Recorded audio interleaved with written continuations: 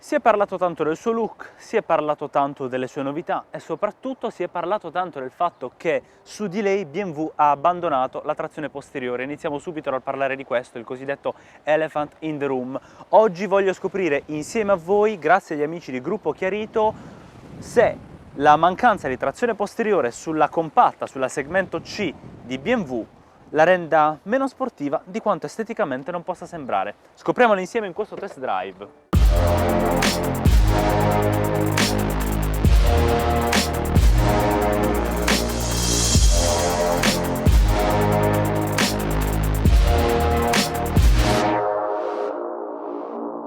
Di lei ne sono state dette di ogni.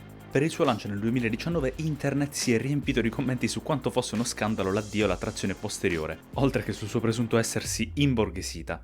I LED anteriori e posteriori effettivamente sembrano più eleganti e meno aggressivi e contribuisce all'idea di lusso anche il grande doppiore incorniciato nel cromato, ma a fugare ogni dubbio sull'indole della serie 1 ci pensano la linea generale della vettura, le sue proporzioni, ma anche l'assetto M della versione in prova. Proprio borghese quest'auto insomma non lo è. E poi grazie BMW, davvero, hai saputo mantenere il famoso Hofmeister King sul montante posteriore anche su questa segmento C. L'auto sembra più poggiata a terra in allestimento M-Sport, più acquattata, e sfoggia delle acuminate appendici aerodinamiche per il paraurti che accompagnano come si deve il diffusore posteriore e lo spoiler. I cerchi infine sono dei 17 pollici e fanno ben sperare per il comfort di marcia su alcune strade pugliesi. Nella media invece le dimensioni generali, 4,32 m di lunghezza per 1,80 m di larghezza e 2,43 m di altezza. Peccato per il baule, che a differenza delle concorrenti ha una capacità di 380 litri che però possono crescere fino a 1430 abbattendo il divanetto posteriore in configurazione 60-40. La superficie diventa molto piatta e ben sfruttabile e a divanetto alzato si ha a disposizione una luce di cortesia e due ganci per le buste della spesa.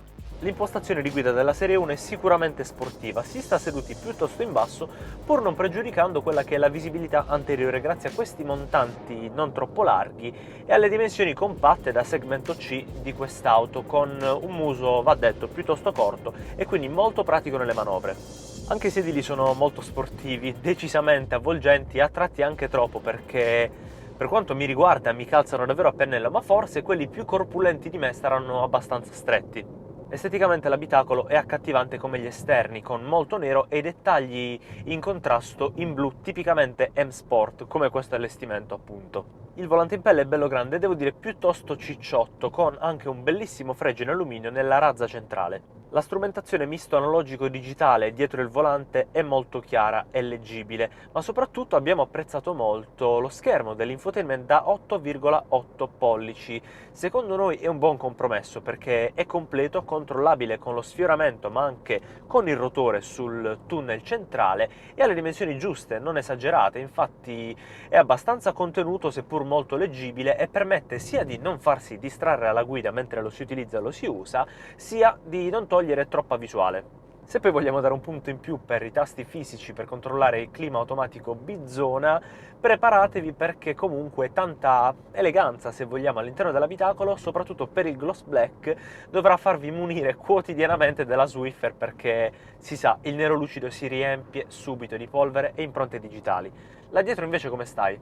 Ti dirò, dopo un ingresso a bordo in cui sono dovuto stare un po' attento perché comunque la linea del tetto è abbastanza bassa per non urtare la testa, di spazio ne ho più che a sufficienza, molto per la testa, molto per le gambe e i piedi e non mi è servita neanche la conformazione per le ginocchia nel sedile anteriore che ho settato secondo la mia altezza di circa 1,85 m. Nella parte posteriore dell'abitacolo non ci si cala, la seduta e la posizione del divanetto sono piuttosto regolari e anche qui vengono mantenuti i vezzi estetici che abbiamo trovato nell'anteriore, quindi le cuciture blu M-Sport, il tessuto, la pelle e le plastiche morbide sui pannelli porta. Tra l'altro abbiamo due prese USB-C, due bocchette del clima direzionabili per ogni passeggero e un tunnel centrale che potrebbe rendere la vita leggermente difficile ad un terzo passeggero qui sul divanetto posteriore. Magari storcerete il naso, ma nel 2021 il piacere di guida, volenti o nolenti, è accompagnato da un po' di tech. Dietro il volante la scelta tra il misto analogico-digitale, come sull'esemplare che abbiamo provato, oppure la strumentazione full digital del BMW Live Cockpit Plus. Al centro invece è l'infotainment da 8,8 pollici controllabile sia tramite il touch che dal rotore sul tunnel centrale. Noi vi consigliamo di usare quest'ultimo perché ci si abitua ad utilizzarlo dopo pochi chilometri, si evita di lasciare le terribili impronte sul touchscreen e soprattutto si tengono le mani più vicine al volante, senza spostarsi fino allo schermo che comunque è posizionato abbastanza in alto. In generale, l'infotelematica comprende navigatore, connessione ad internet e connettività tramite Android ed Apple. Il piacere alla guida passa anche per la serenità, ed ecco che tra i vari airbag e sensori di pressione pneumatici si è assistiti dall'Intelligent Safety, il pacchetto di ADAS che comprende cruiser attivo, sistema anticollisione, mantenimento di corsia e anche il rilevamento della stanchezza del guidatore. Diesel e benzina i propulsori disponibili. Partendo da questi ultimi la scelta passa per il 1500 da 110 o 136 cavalli per le 116 e 118i. 2178 cavalli monta invece la 120i, mentre il posto delle pepate è occupato dalla 128Ti, 2000 da 265 cavalli, e dalla M135i da 306 cavalli. 116, 118 e 120D sono invece i nomi delle varianti a gasolio. Si può optare per un 1500 da 115 cavalli o per un 2000 in declinazione 150 o 190 cavalli. La 118D, protagonista di questo test, sviluppa 350 Nm di coppia, con prestazioni ed un comportamento briosi, 0-100 in 8,4 secondi ed una velocità massima di 215 km/h. Fondamentali i consumi nella scelta di un gasolio e la 118D si fa rispettare, circa 5 litri su 100 km come registrato nelle nostre prove. Sicuramente un dato migliorabile con il cosiddetto piede di fata, accompagnato dalla scelta della giusta modalità di guida. Sport è un po' troppo, comfort è un compromesso, EcoPro è sicuramente la via da imboccare. Ora vi spiego perché l'addio alla trazione posteriore potrebbe non essere così drammatico. È chiaro che BMW ha svolto un bel lavoro per mantenere l'imprinting sportivo anche sulla sua segmento C.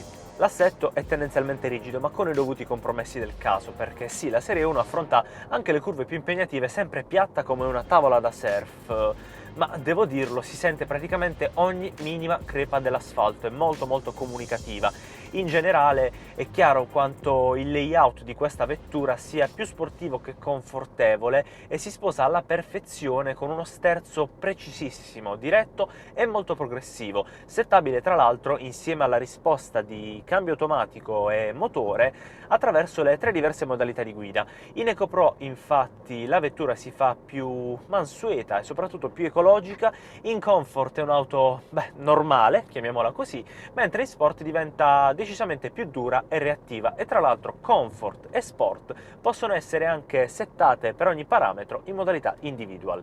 Il cambio automatico Steptronic a 8 rapporti si è dimostrato sempre preciso e anche intelligente nelle più disparate situazioni di guida quotidiane e non. I freni inoltre sono prontissimi, degna di nota è la frenata d'emergenza automatica disponibile non solo in marcia ma anche nelle fasi di manovra in retromarcia. In generale siamo contenti di aver testato questo specifico esemplare di Serie 1 perché l'unione tra i cerchi da 17 pollici che vanno un po' a mitigare la rigidità dell'assetto e la presenza di un propulsore diesel da 150 cavalli la rendono veramente il miglior compromesso nella gamma. Badate bene, questo non è nemmeno il diesel più potente disponibile sulla Serie 1, ma secondo noi, come detto, è la scelta più sensata, perché l'auto comunque accelera forte, ha una buona ripresa, a tratti anche troppa, perché ricordiamoci sempre, 350 Nm di coppia potrebbero rendere la vita un po' più difficile, soprattutto in quelle situazioni in cui affondiamo pesante sul gas e l'asse anteriore si ritrova a gestire contemporaneamente sia la direzione delle ruote sia la motricità della vettura.